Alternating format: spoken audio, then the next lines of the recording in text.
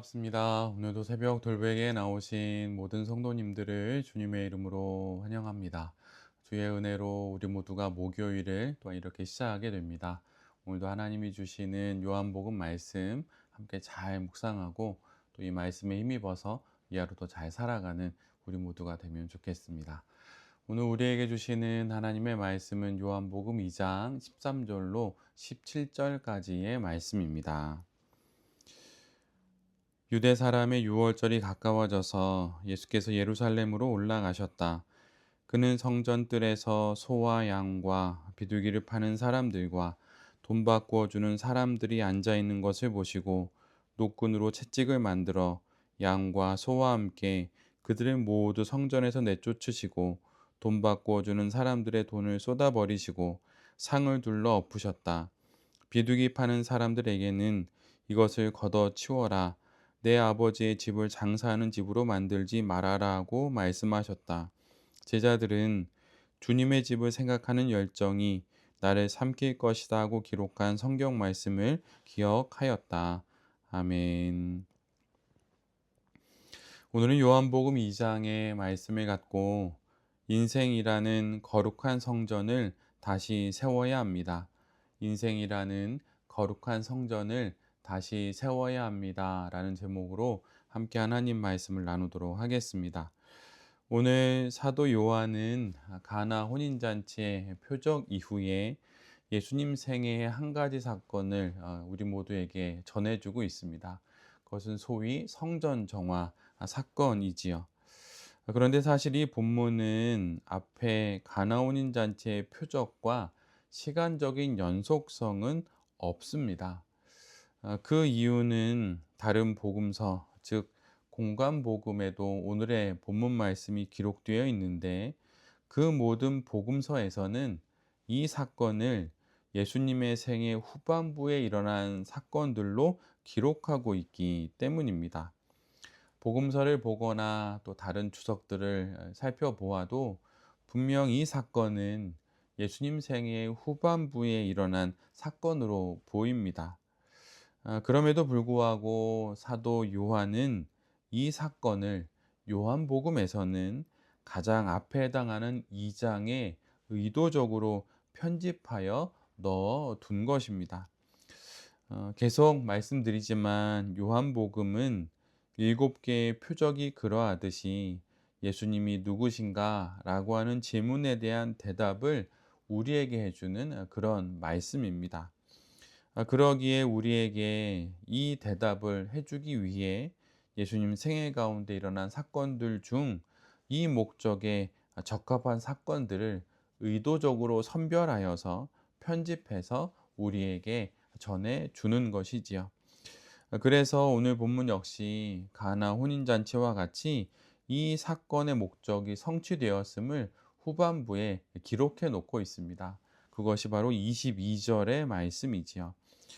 제자들은 예수께서 죽은 사람들 가운데서 살아나신 뒤에야 그가 하신 말씀을 기억하고서 성경 말씀과 예수께서 하신 말씀을 믿게 되었다. 오늘 사도 요한은 우리도 이와 같은 결론에 이르기를 바라면서 이 본문을 우리에게 전해주게 된 것입니다. 오늘 본문을 보면 예수님께서는 6월절이 가까워오자 예루살렘 성전으로 들어가십니다. 성전에 들어가신 예수님은 성전 뜰, 즉 이방인의 뜰에서 물건을 팔고 사는 사람들, 또 재물들을 파는 사람들, 그 모든 사람들을 내쫓고 짐승들을 내쫓고 환전하는 사람들을 성전 밖으로 내쫓습니다. 예수님이 왜 이렇게 하신 것일까요? 그것은 바로 거룩한 하나님의 집이 이제는 타락한 종교 행위가 가득한 곳으로 변했기 때문입니다. 돈과 이권이 오가는 그러한 곳으로 변했기 때문이지요.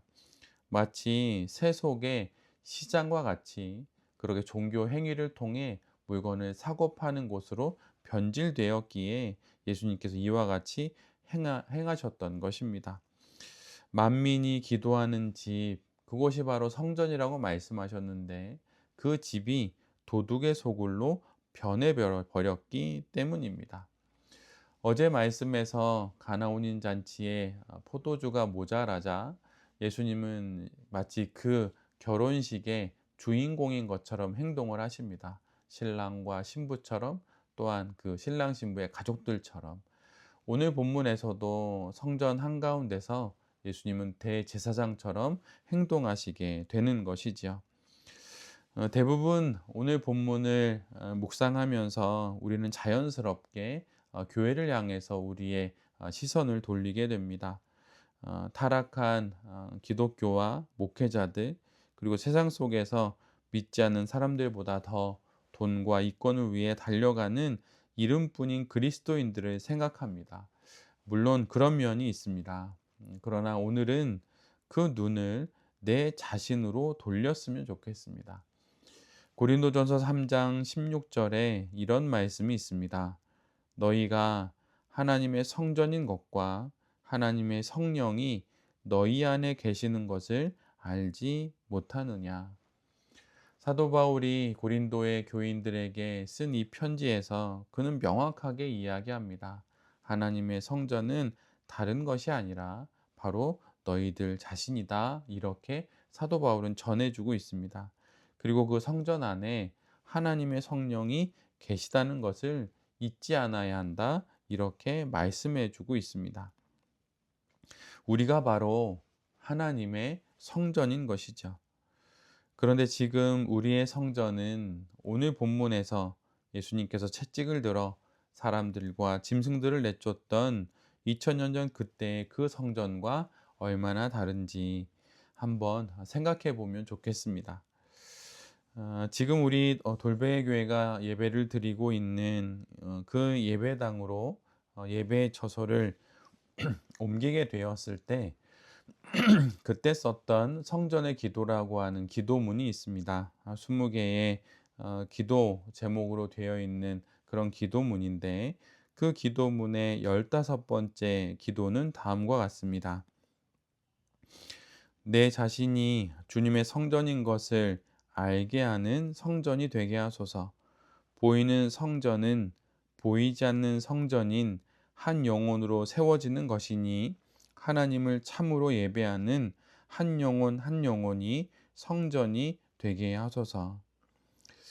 우리의 눈에 보이는 성전의 거룩은 거룩한 성전이 되는 성도들이 모이는 것으로 이루어지는 것입니다. 우리 자신이 하나님의 성전이 되고 내가 만민이 기도하는 집이 될 때, 그때 비로소 우리가 함께 모여 예배하는 그 교회가 하나님의 성전이 되는 것입니다. 예전에 중고 서점에 가서 책을 고르던 중에 책의 제목이 마음에 들어서 샀던 책이 있습니다. 그 책은 순전히 제목 때문에 샀는데 그 책의 제목은 사람이 여물어 교회가 꽃피다라고 하는 그런 책이었습니다. 교회는 바로 한 성도 한 성도가 그렇게 여물어 갈 때, 그렇게 거룩해져 갈 때, 그럴 때 비로소 교회는 꽃피게 되는 것입니다. 그럴 때 그 교회는, 그 보이는 성전은 하나님 앞에서 가장 아름다운 거룩한 그런 성전으로 세워지게 되는 것이지요. 교회의 거룩은 다른 그 누구에게 달려 있는 것이 아니라 바로 내 자신에게 달려 있습니다. 인생이라고 하는 그 성전을 거룩하게 세워가는 그 사람들에 의해서 교회는 거룩하게 세워질 수 있고, 가정도 나라도 온 열방도 거룩하게 세워질 수 있다는 것을 우리 모두가 잘 기억해야 할 것입니다. 이러한 마음으로 오늘도 하나님 앞에서 우리의 인생을 거룩한 성전으로 세워가는 새벽 돌베개의 모든 성도님들과 또 이 말씀을 전하는 제 자신이 될 수 있기를 간절히 기도드립니다. 아멘. 함께 기도하겠습니다. 주님, 우리 자신이 거룩한 성전입니다. 세상에 오고 가는 이야기들 가운데 한국교회가 타락했다, 세상이 하나님의 심판 앞에 놓여 있다, 이렇게 말하기 이전에 내 자신이 하나님 앞에서 거룩한 성전이 되어야 한다는 것을 잊지 않고 오늘 이 하루 속에서 거룩한 성전으로 나의 인생을 세워가는 우리 모두가 되게 하여 주시옵소서. 오늘도 감당해야 되는 많은 일들이 있습니다. 주님 그 일들 가운데 우리 곁에 함께하여 주셔서 우리를 도와주시고 인도하심으로 우리에게 맡겨진 일들을 거룩하게 잘 감당케 하여 주시옵소서. 이 모든 말씀 예수 그리스도의 이름으로 기도드립니다. 아멘.